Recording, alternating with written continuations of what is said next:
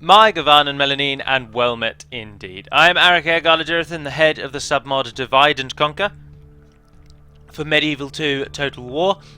Today I'm doing, as I've suggested on my channel, an Age of Empires 2 HD video. Now, I will just let them carry on actually, because we've got a little bit of an introduction to do, and that will cover the slower Dark Age beginning of the game. So, this video, let's first talk about the background, brief little bit about the backstory. The video is a multiplayer game. I'm Hiralu, I'm the blue player we're currently on at the moment. But the game comes from Steam, and now on Steam I've created a group called the Brotherhood of the Swan. The link is in the description below. And I created this group because I'm a long-time fan of real-time strategy games. The first game I ever owned was Command and Conquer, the original Command and Conquer. Since then, always been hooked on real-time strategy. I love them. I like to play them as much as I can, get as much out of them as possible. Now, part of that includes playing online. However, I find that just the general matchmaking community online is often often quite rude. They're harsh, they're unforgiving, they're not welcoming is another problem I've had. And that's like, fine, yeah, people want you to get better online, but people have to be able to break in online first before they can get better. The get good mentality that there is. And rather contrary to the comment I just posted in the game itself, the aim of the Steam Brotherhood, the Brotherhood of the Swan group, is to be able to play multiplayer games in a relaxed and welcoming setting. So regardless of whether or not you're like an expert or a professional player, which so far we haven't really had any, or you're a complete beginner, which we do have a lot more of, the game we all play. Everyone is welcome, no one is berated, people will happily give you help and advice and tips, and we've got three very clear examples, or two so far, sorry, very clear examples of people who have come together, they've been complete beginners, and now they're doing very, very well. And it's just fun, it's just a good laugh, it's relaxing, it's not what word am I after, that competitive. And it's just welcoming, and that's the point of it, because I wanted somewhere where I could play multiplayer games without people berating me for being rubbish. So that's the group that we're playing with. The link is in the description below. If you want to play games with us, then please feel free to join. But the number one rule is just to be nice, be humble, be helpful, be welcoming. Because otherwise I will just kick you. There's no way about it. Also, I would just stress, as this is the first video that's directly generated out of the Steam group, I would just like to say, minor point, very sorry to cover it, but please do not talk about any problems you've got with the Divide and Conquer mod for Med 2. Don't talk about any bugs. The group is literally just to have a chat, to have a laugh, to play games, and not use it as a way to get as close to me as you can to therefore then have me fix your game. You can use Total War Center, YouTube, or ModDB for all of your bug problems. Most of the bugs, to be honest, have been fixed or have been noted down anyway, so if you just look around, you'd find that they've been reported. But that's all by the by. Please don't use the Steam group just to talk about bugs.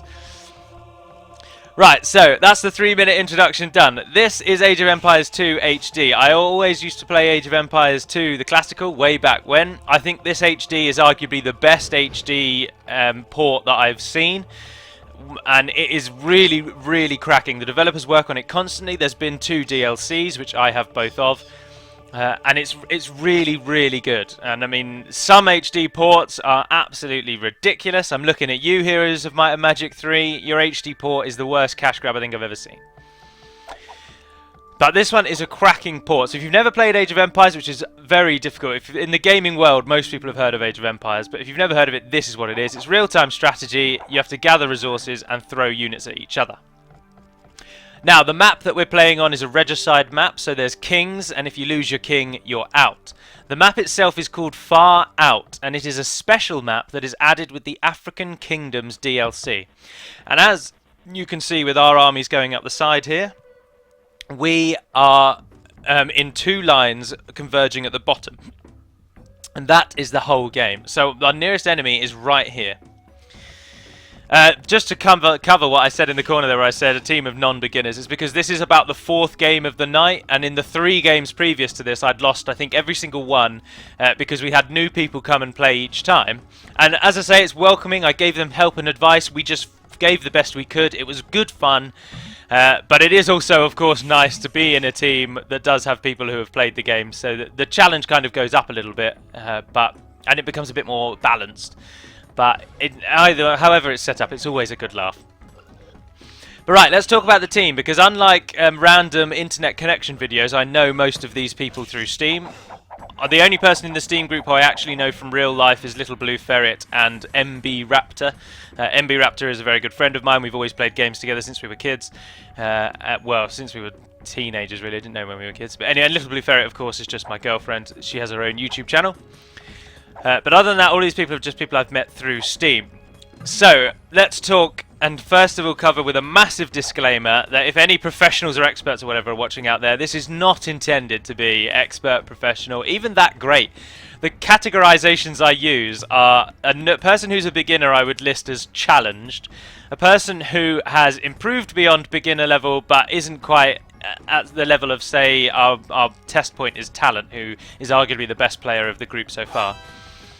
The next level above challenged is subpar, and then and then solidly average is arguably what I would consider Talent as, because even Talent himself talks of being destroyed on professional maps. So, let's dive into the actual game now. All of the ramble is out of the way. I am the Franks. The Franks, of course, being a knight nation. If you've never played Age of Empires, that'll all become clear later on. If you have, you know what I mean. They're a knight faction, and they are kind of a one-trick pony. A lot of factions have things that they can do differently, but because the Franks' civilization bonuses are so heavily focused on getting better cavalry, you're foolish to not use their better knights. They also get cheaper castles, so they're semi-defensive, I suppose. But anyway, I'm the Franks. Now, with me and next in line is Grumpy Pirate, someone who has been in the Steam group pretty much since the beginning. He's one of the moderators. He's a very good player. I'd put him and I at about the same sort of level. He is currently playing as the Berbers. They are a new nation added by the DLC African Kingdoms. And the game classifies them as a cavalry and naval civilization, but I would probably say that they're a mobility civilization is probably the best words. They get that through their cavalry, so that's why they're cavalry, but the Berbers are a real hit-and-run faction. They're so squishy, if you leave them in battle for too long, they just drop. But you can hit and run, hit and run, hit and run, hit and run, and they get good counters to other cavalry and other archers, specifically cavalry archers. So they're a hit and run nation. Next up, and the best player on our team, is Knight117, who on the Steam forum now is called Knight of the North, I believe. He's playing as the Britons, and of course the Britons are arguably the most beginner-friendly faction going. As I say, arguably. And that is because their unique unit is the Longbowman, which is an archer unit, and you tend to see in games that beginners often focus on archers, because archers give you that feeling of security as there's a gap between you and the enemy. So he's playing as the Britons. Oh, I'll tell you what I will do, actually. I'll keep it at ×2 while we're just doing this. And as I say, he's the best player on our team. And our team also includes Li Zi Cheng, who is the AI. Now, I need to do a little bit of backstory on this. The AI in the original game used to cheat. They'd start off with more resources, and at certain time intervals, they'd get increased resources dropped on them. So they would be able to keep up with you purely by outpacing you. However, in HD, they've done some real AI magic, and instead of needing the AI to cheat, they've just coded and scripted them to be incredibly efficient. However, this does come with a downside. They've made the AI essentially always boom, and for those of you who don't know Age of Empires jargon, boom just means defend yourself and build the most insane economy you possibly can in an attempt to steamroll and outpace your enemies. And the AI always booms. As you can see, they've got loads of farms already, although many of them aren't even being used. When you consider that I haven't even got a farm yet, Grumpy's just surrounded his town centre, so has Knight. Obviously, I am arguably the worst player on our team, and that will show through the video, but what the hell. So the AI is very, very, very efficient. They get a solid economy. But this does come with a flip side, as I say. They don't focus on troops for quite some time. And if you rush them in the first sort of 20 minutes or so, like by the 15-minute mark, 12-minute mark, something like that, as close as you can, then you can often beat them really easily. And this is certainly prevalent in... I'm a devout follower of Spirit of the Law. I think he's incredibly entertaining. And in one of his videos, he takes on the hardest AI, the hardest level that there is, and he beats it in about 18 minutes with it never putting up a fight, because he just drops an archery range next to their base as fast as he can, and he just floods them with archers. And they can't counter it because they take a long time to properly build any military. Obviously, we haven't got a timer. I don't know if there's an option to turn a timer on. I can't remember how to get a timer. You'll have to remind me how to turn the timer on. I've totally forgotten. Because I know that there's a way to see how much time has passed. But anyway, so they've got a couple of units at the moment, but we're quite a ways into it. Most people now are in the feudal age, and we're going on for it there. So that's the AI. This is a moderate AI. The two easiest versions of AI really are easy. They don't really do anything, but the moderate is okay. I'll play to normal, and we'll swap to the other side. Our enemies nearest to me are It's Sub-Zero, who's playing as the Mongols. The Mongols are a cavalry archer civilization, their unique unit, the Mangadai, being a cavalry archer as well. And so they're another mobility nation, really. An interesting point, I should also say, this is the third time I've bloody well recorded this video. It was the first time I got the volume levels wrong, and the second time my recording was lost when I transferred it to my hard drive, my portable hard drive. So I wasted like 2.5 hours. This is my third attempt at this. But this is the best map of all of my recordings so far. But anyway, It's Sub-Zero. For some reason, he doesn't get cartography. Even though he has a market and cartography is free, he doesn't research it. And I find that very strange, because if they... obviously, synchronizing with your allies is incredibly important. Now, Knight and I realised how close we were to this guy. I have quite a tactical mind, and I know a lot of mechanics of the game, but I'm not very skillful. Much like a commentator watching football, I know what everyone's doing, I know what they're thinking, I know who's going to do what, or who's good against what, but if I was down on the pitch, I wouldn't be as good. Although I'm not too bad at football, I do play for a team. That's by the by. Anyway, so Sub-Zero for some reason doesn't get cartography, so he has no idea what his allies are doing for a long time. But he's nearest to us, and he's Mongols. The next person up is Aerfrode. Now, Aerfrode is one of the success stories, as I say. When he first started, I'm sure he won't mind me saying, he was abysmal. He was really, really abysmal. Like it was the first time he'd ever played the game. He just might as well have not played. He was more of a liability than he was useful just having another person there. But now he's come on incredibly well, and he's a threat if you do not prepare for him. But he's recently branched out into other factions, but he almost always plays as the Britons. And he very much uses their longbows to his advantage. His army is always almost longbows and pikemen, so you can sort of counter him if you pay him attention.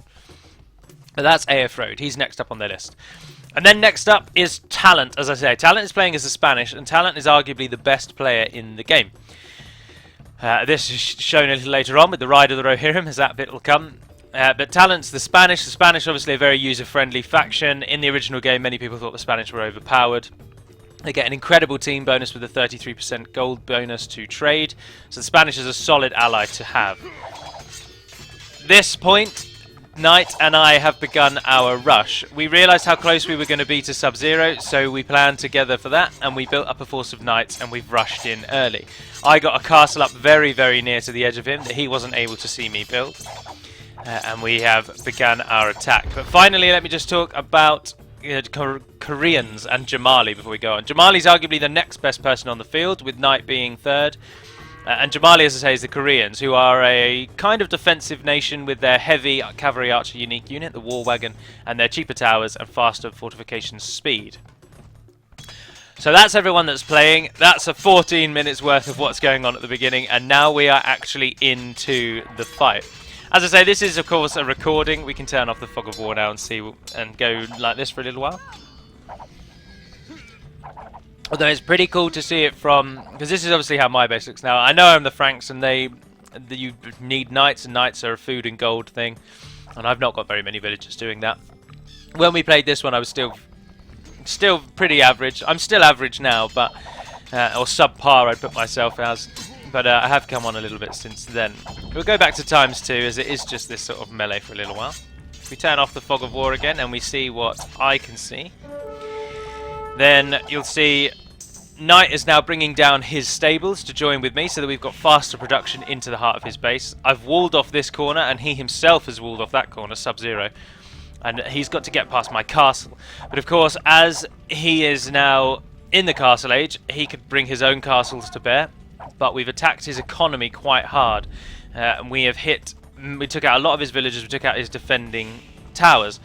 So Sub-Zero is now trying to counter. Obviously, we've charged him with knights, so he's immediately going to try and get some pikemen and some spearmen and whatnot. And that's a direct counter to us, but of course we keep trying to do this. We're just trying to lure him back to the castle and ensure that his pikemen don't hit us. All the meanwhile, he's thinking about how am I going to deal with that castle, and he's got a siege workshop up.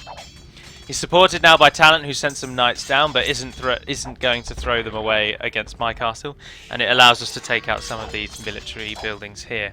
Now, all the while, Aerofrode, Talent mostly, and Jamali are all just getting as much economy as they can. Jamali massively outproducing me, as you can see. But then also, Jamali doesn't currently have any troops. He doesn't even have a military building, so there's a payoff. Well, he's got some there, but there's that payoff to getting this much economy. He's got some skirmishers, some pikemen, and a scout cavalry at the time that we've got some knights roaming around Sub-Zero's base. Not saying that our way of doing it is better than Jamali's, because Jamali's in the support role, so he's got it right down. He's just booming, so he can send a lot of troops later on. The problem at this time, of course, is that Sub-Zero is a bit alone at the moment. We've rushed in our knights onto Sub-Zero, but he's now ready to send his battering rams out. He fills them with his pikemen to gain a speed and attack bonus, and he sends them on. Now this is where the Frankish unique unit shines. I don't know what demo loop does, but this is where the Frankish unique unit shines, as it does a ranged melee damage, and melee damage is very, very, very catastrophic for battering rams and for pikemen. And I've garrisoned my knights in my castle as well, and once most of the pikemen are down, I send out the knights, and his little onslaught is ruined before it does really any damage to the castle, as you can see. Now, as I said at the beginning, but I'd say it again, no one here is particularly that great. Even just watching Spirit of the Laws videos, you realise how under par we are, and they're not even pros or experts either. So do bear that in mind. It's very casual, it's very relaxed. It's just to be able to play the game online, really. And I also do talk about my team a lot more, because obviously I am this team, so it's always going to be from my perspective, but I will try to not tell you who wins. I'll try my absolute best, and in fact I just won't tell you who wins, and so it will be a mystery right up until the end. Alright, let's go back to ×2 on that front. You should be able to get all this done in a single video. It should be about 40 minutes or so. Alright, Sub-Zero is still preparing. Talent sent some pikemen down, but still no one's really supporting him. Aerofrode's army's out here trying to stop any sort of flanking, but none of us actually do flank. The only person that does is our great friend Li Zicheng. As you can see, he's already on his way. This is how the AI plays. It doesn't send trickles of troops constantly. It sends big, thought-out armies in sort of manageable chunks, if you will. Not manageable chunks, but it'll attack at the X mark with a big army, then it'll wait, build up its army, then it'll attack at the Y mark with a big army. It won't just constantly send troops. And now, the Li Zicheng has a massive impact on this early game, and he affects Talent incredibly, because Talent doesn't wall up the whole section, and I don't know why. I think he might have built a gate there and it didn't build, or something like that. But additionally, Jamali abandons this section of his wall as well, and these two things massively impact Talent. Because whilst Li Zicheng is doing this, Talent isn't able to send anything else further south. So Sub-Zero and I, Grumpy Pirate's arrived now with his Genitors and Camel Archers. I'm just sort of booming. I keep my... not booming at all, but I'm now actually getting in villages and whatnot. I've run away up here. I'm off to build a second town centre. We're having a little arrangement. I've got a load of throwing axemen, some knights. We've just discussed that we're ready to move in if everyone's ready. And Knight agrees, so off we go. But because Talent has having to deal with only the dregs now of Li Zicheng's army, and Li Zicheng managed to just tie up Jamali and Talent completely. That force he sent dealt with their military. So Sub-Zero is now alone as he tries to deal with me and Knight and eventually Grump. This has a very large impact a little later on, as we will see. Oh, I'm just sneaking that relic in there, get that gold. We managed to take out the trebuchet eventually before it takes out my castle. Gives us that protection. Grumpy Pirate joins in, Knight brings his longbows, and we take out Sub's minor military that was here defending him. AOF is here supporting, but he's not got that many troops, and he's still just standard pikemen and longbowmen. Knight has still only got standard pikemen and longbowmen as well, but Knight is obviously far out producing AOF. Not obviously, but he is out producing AOF at the current time. And he's also putting his military buildings closer. So AOF is just there, obviously, but they're having to defend Sub-Zero's base, whereas we've got the advantage of being able to attack it. We managed to take out pretty much all of his military buildings. He sends out some onagers, but he doesn't really take anything down. But some poor micromanagement on my part, as you'll see, means that most of my army gets killed off. Whereas Grumpy Pirate's far more switched on, and he pulls his Genitors and Camels out when the Archers is getting a bit too out of hand. But because Sub-Zero does not have a university yet, there's no way his towers can fire at their base. So we use that to our advantage, and I run in close, but I do lose most of my throwing axemen for my trouble.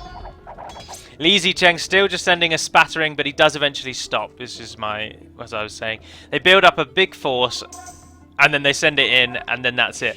So the reason it still comes in this sort of pathetic line is just because the pathfinding is a bit off. And they're changing what they're attacking, and they pause all the time. The Jamali and Talent are feeling like they're going to have to deal with the AI, so their force is still pulled away, and it means that we are really taking down Sub-Zero's base. But Jamali has arrived. If we turn back on the Fog of War and see what we see, Jamali has arrived with his war wagons. The fact that he was booming in the early game has really helped him out now, and he can now bring his war wagons to bear, far outclassing what we've got at this current time. But this is where my first little bit of knowledge comes in handy. The war wagon is counted as a cavalry archer, and the Genitor is an anti-archer mounted skirmisher. So it's a mounted skirmisher. It deals extra damage, or I don't know if it does extra damage against archers, but it's designed to take out archers. No, it probably does deal extra damage against archers. But additionally, the Camel Archer is an anti-cavalry archer unit, which is what I just said in the comment just there. So the Camel Archer is actually a direct counter to war wagons. It gets a bonus attack against them, because they are counted as cavalry archers. And so that gives us a bit of an edge. It gives us a slight edge. Nothing major, but it does give us a bit of an edge. Oh, apologies, I'm just going to turn it down in my own head. I've sent in an army of my knights now. Supported them with throwing axemen, and I might as well throw my monk in there anyway, just to heal some things, but he's down quickly anyway. So we've pretty much taken out Sub-Zero's base, and if we swap to Sub-Zero and see what he sees, we'll see that Sub has completely run away. He's realised that he's not going to be able to hold his base, so he pulls out. This then becomes the battleground for almost pretty much the entire game. This is where most of the fighting then takes place, as we'll see as it progresses. So Sub has run away to the corner. Jamali is now getting involved, and he's supporting AOF. But of course, because Sub-Zero now has no base, he plays very, very minimal part in the campaign from here on out. I then just start mopping up some things, attacking what I can, doing damage here and there, my throwing axemen getting involved. I like the throwing axemen because I think people don't really sort of expect them. Against Goths, obviously, they're a phenomenal unit because they can take down Huskars before those pesky bastards get anywhere near your lines. And I have found that the Franks and the Britons are actually an incredibly good pairing, because the Franks don't have really very good archers to speak of, but they've got solid knights and the throwing axemen, which is a very good infantry unit in my opinion. So the throwing axeman can shield off any anti-archer units with its ranged melee. The knights are there to mop up anything that gets past the throwing, or to shield them from melee themselves. And then finally you're supported behind all of that with the incredibly long range of the British longbows. And it does make for a phenomenally good pairing. Now, I've run my knights in here, a bit of a suicide charge, but it does allow me to get time to get this castle up and place the grounds for a second one. Being the Franks and not having very many units to speak of at the moment, although I do eventually lose all of that, and I do train. One of my major advantages is my cheaper castles, so I try and pop castles down and get them up as fast as I can. All the while, Grumpy Pirate has now moved his entire military production to the edge, in an attempt to get his units out onto the battlefield faster. And now this is exactly what this map is designed for. The special maps, if you haven't got them, you do have to buy the DLC African Kingdoms to get them, but they are designed to create unique and interesting scenarios. So rather than random maps where it's basically just like, many maps are very similar. They're very, very open unless you choose like the Black Forest one and whatnot. But the special maps are very unique in the way that they position you at the start and the type of terrain they have in the center. And this one is designed completely to do this. All of the fighting is meant to take place down here between these two closest players. But the problem that we had was that I was the only person in this game that knew that it was going to start like that, which is why I spoke to Knight and I said, look, let's rush. Everyone else kind of didn't really realise how the game was going to go. And Grumpy Pirate has made that point in later stages as well, because we've since played this map again. And I was our team knew exactly what this map entailed, and the other team had no idea. And it helped us out immensely as I was down here and I immediately rushed Grumpy Pirate, who was here, and I was with Knight again. And this time Knight, knowing that most of the battles take place in these two lines, he flanked around and attacked them in the back where they didn't expect it. So knowing the special maps is a huge advantage because they are really weird, they're very quirky, they're very different to the standard gameplay model. But as you can see, it is all kicking off again. We're now really relying on Grumpy Pirate's massive mobility, but there's a solid hit from the Onagers there. Some cracking micro from Jamali takes out quite a few. I've brought my military production up behind my castles as well so that we can hope to just throw them out. Now watching this back, I realised what we should have done is try to take these houses out, because they hinder us so much. We are having to go through these tiny gaps to get to the enemy and it blocks us. Also, of course, AOF's castle just there, he starts pumping out his trebuchets. For very good reason as well, because along with the Japanese trebuchet, I would say the British and Japs have arguably the two best... Apologies that I say Japs, it's just a lot easier. I hope no one takes offence to that. The Brits and the Japs have probably the best two trebuchets in the game, because the British get the Warwolf ability. And Warwolf gives their trebuchets splash damage, which allows them to take out units really well with a little bit of cheeky micro. And the Japanese, of course, can unpack and repack their trebuchets really quickly, and their trebuchets fire faster. So I would say those are probably the best two.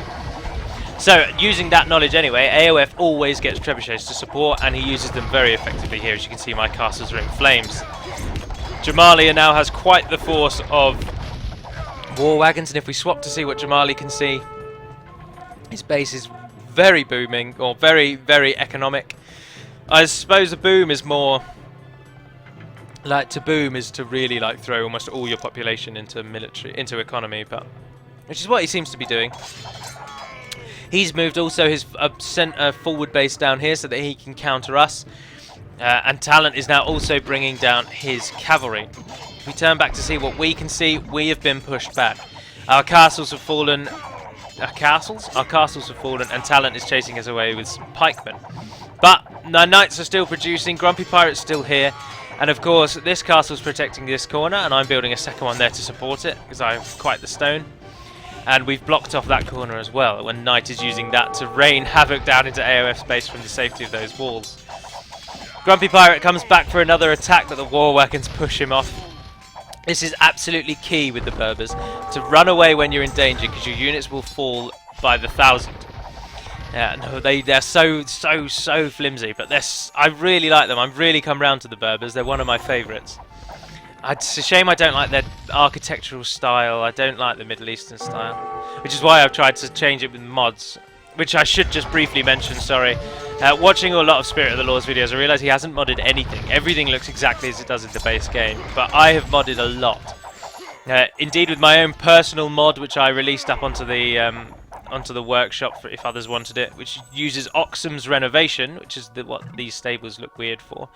But it also introduces a few other bits and pieces from other places, but you can check it out if you want to. But the biggest thing is I use Yorgito's or Jorgito's unit retexture pack, or unit reskin, which is why all of my standard units look totally different to the base game. If there's much interest in the mods, I can pop up a little list of all the mods that I actually use, because I do use quite a lot, but a lot of them are maps, a lot of them are like campaign maps. But the back and forth, the toing and froing continues around Sub-Zero's old base, who has now fully run away and is developing quite the space in the base up here. He's walling himself in, not taking chances, and he's beginning to come back. But if we change back to us down in the south, Herelu, We're fighting again with Jamali, and we're still just trying to keep him off. I'm throwing knights out as often as I can, but I didn't put enough into farms early on, and I'm really suffering food depletion.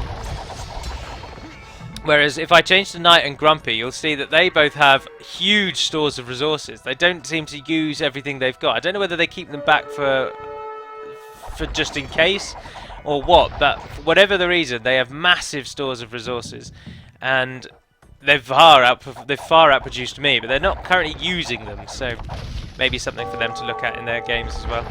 Obviously, as you saw there, Li Zicheng is just building up his horde. He's just waiting. He's in complete safety, being the furthest away, and he's just sitting there. And that's the Ride of the Rohirrim moment. Oh, we missed it. Out of the gloom, Talent, who has got his knights to paladins and has brought his conquistadors, a very good unit, completely shreds my knights. He supports Jamali at a perfect moment, and they completely send us back, running, tails between our legs. If you'll pardon the age-old animosity between the Franks and the British, I'm running away much as I would be expected to do, being French. What? No, I jest. French aren't cowards. But it is a running joke in Britain, if you're French and you didn't know. It is like, if you want to make a group of British people laugh, you mock French people for being cowardly or surrenderers or something like that. It's just what we do, I'm afraid. I'm sure the French have many things that they mock the British for, but none of us actually think you are cowards. It just comes down from generation to generation, doesn't it? Stereotypes is how they get formed. Anywho, we ran away, we've had to back off, and they've cleared out our military completely. But they don't take out... Sub-Zero doesn't delete his palisade walls, which arguably doesn't help him, because if he can remove these ones, he'd have a big advantage at getting through, because we now spend a large chunk of the time just trying to lure them back to our castle, trying to get them to come back into our range. Grumpy Pirate supported his units now with trebuchets as well, and they're getting some pot shots on the war wagons, but the war wagons are dead. Paladins do not want to charge through that line, because then they're in our side, and there's 3 castles there that are all going to hit them. They can't come down here because I got 2 castles. I send my knights out to do a bit of a counter to stop that stables going up, but foolishly I do leave them there and lose almost all the knights, which is terrible on my part. I have a lot to learn since now. There we go. Grumpy Pirate again, just desperately trying to lure those paladins back to our safe lines. But they haven't got any trebuchets at this time, so they've not got anything to drop our lines. I do pull my knights out in time, and we do save quite a few. Oh, these are cavaliers, sorry. And I finally set my trebuchets up to finish that stables off. The last thing we want is them having military production on our border. But the tide has turned. The 2 best players, Jamali and Talent, really holding up now, and this giving AOF as well. AOF is now protected by the Jamali and Talent, and this allows him to start pouring resources into his longbows. However, Knight has already got elite longbows, and the difference there will impact later on.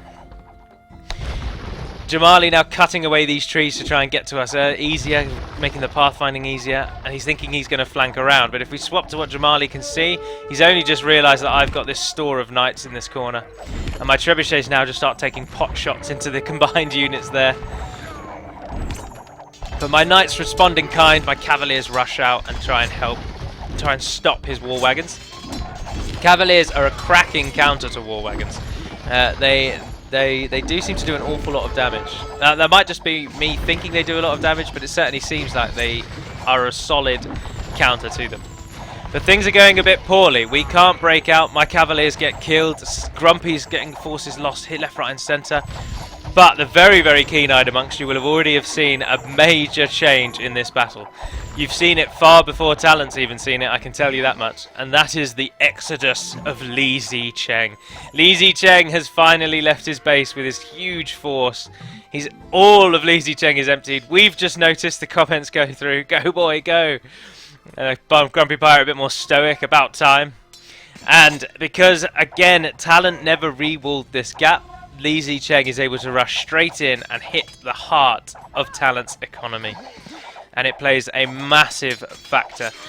The AI is incredibly clever. They avoid these military buildings at the beginning, which would just soak them up, really. They try and hit that castle, but mostly they just take out villagers. He hunts down the villagers wherever he can find them. Now, in the south, the battle is still toing and froing, but they've not brought any trebuchets again. And in a moment, you'll see the moment where Talent realises that he's really got to return home. They've broken through there and he's attacking our forces, but this is the moment. He finally realises what's gone on, what's happened in his base, and he pulls his paladins, most of his conquistadors and pikemen out. Oh, his halberdiers, sorry. I've just noticed that as well in the game. My problem is I'm noticing too much of everything that's going on and not paying enough attention to myself. But it's a great laugh. I've informed everyone that Talent's having to withdraw, and of course with Talent's force gone, Jamali and Aelfrode are now 3 versus 2, and they can't hold us back. If we turn off the fog of war to see what everyone sees, Talent is just riding through AOF space now, trying to get back. But also Jamali sends a lot of his forces back. Well, he sends some of his forces back because it's his castle that's under attack, and if Talent's base were to fall, Jamali is next on the list, so he pulls troops back as well, and he begins preparing defences in his own base. But the effect of Li Zicheng is almost over. Most of his troops have now arrived, and it's pretty much done and dusted. Talent's back, and he manages to wipe him out. But while they're doing that, we seize our moment, and we begin preparations. I have paladins of my own now, and I begin rushing out as well, sending out some throwing axemen. Trebuchets are up to help support. And we take out Jamali's forward lines. And with the aid of Li Zicheng, completely unplanned, we manage to squeeze them in a pincer. With Li Zicheng hitting the economy at home. Sub-Zero does finally have some troops that he sends to help. Now I should just note that Sub-Zero is actually a very good player. He's very, very talented at this sort of level. And he's only beaten at the beginning because we rush him really early with our knowledge of the map. And the fact that his allies don't really know how the map's going to go. So that's the only real reason he's beaten back. But he does finally support Talent. And he sends troops, but it's just a little bit too late. Our force now is totally on the offensive. We've got them pushed back. My trebuchets are a bit slow with repacking them and sending them forward. Finally get involved. Grumpy Pirates, 6 trebuchets join us, or 5, sorry. Oh, excellent micro from Grumpy there, moving out of the way of the Onager strikes. He does lose a few there, but only 1 or 2. And now this is where the British come to shine. There's nothing on the enemy team that can really counter this longbow horde. And of course, Knight has got elite longbowmen fully upgraded, and AOF only had normal longbowmen. And it creates a massive problem for them. My trebuchets get destroyed by Onager fire because I leave them again unattended.